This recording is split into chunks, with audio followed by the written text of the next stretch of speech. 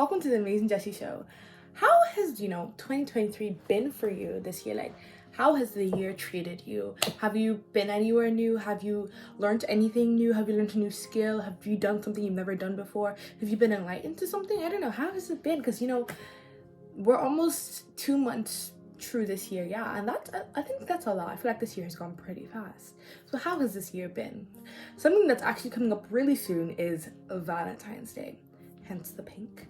Something that's really, associated with Valentine's Day is obviously love.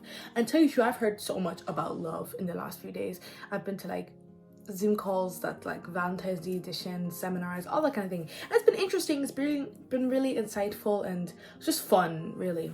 But something that caught my attention through all the types of loves that we're talking about, or all the challenges of love, something that someone said is that you can't be successful in any type of relationship without firstly having self-love.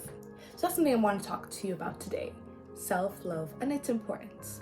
So firstly, what is self-love? Well, to me anyways, self-love is basically taking care of yourself in all areas. Spiritually, physically, emotionally. Just taking care of yourself. Seeing yourself as important. Seeing yourself as worth it. Loving yourself. But why is it important? Well, the first reason I think it's important is because, take for example, when you love someone, you won't do things that harm that person. You won't do things that will cause danger to that person. You won't do things that are risky and reckless to that person. So if I take that logic and use it to loving myself, if I love myself, then I won't do things that harm me. I won't do things that are reckless and dangerous to me. So I won't just throw myself into anything because I see myself as worth it, as important, as worth loving. That's the first reason I think that self-love is important. Not firstly because of others, but because of the benefits it brings to you.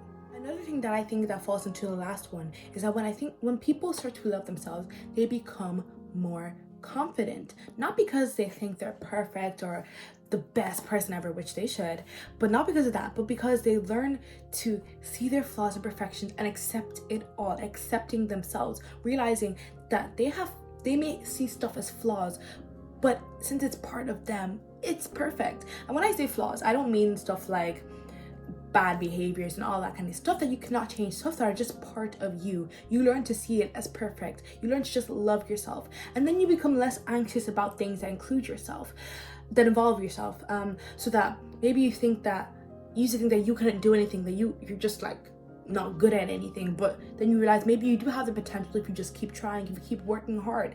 Maybe you think that you always look bad and everything, but you realize maybe you just look a bit different. Maybe what you're wearing is just a bit different, but it's perfect because it's part of me. The last reason I have for today is that I feel like all success in any relationship comes from loving yourself. Because I feel like all relationships, friendships, romantic relationships, all of them are successful or not successful based on how you love yourself. True, there's times where it's not really about you and it's honestly about the other person.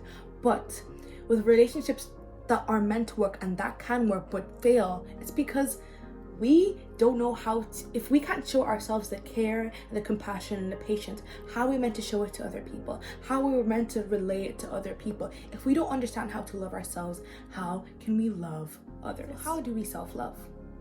Well, you know that phrase, fake it till you make it? Just fake it till you make it.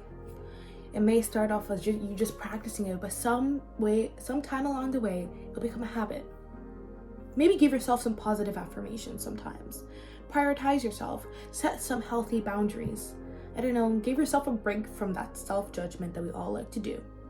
Have some me time. Just practice all these things, and soon you realize that you are important, you are worthy, and you can be loved. But you can love yourself, yes. And if none of that works, the person you can learn love from the most is truly God. Because really, God doesn't show love. God doesn't teach love. God is the epitome of what love is. God is the founder of love, if you will. And if you're going to learn love from anyone, learn it from God. Because he's the only person who can show you true love and show you truly how to love yourself. So that's all for my show today. And remember, it's all about Jesus. Like, comment, share, and subscribe. Thank you. See you next week. Enjoy Valentine's Day.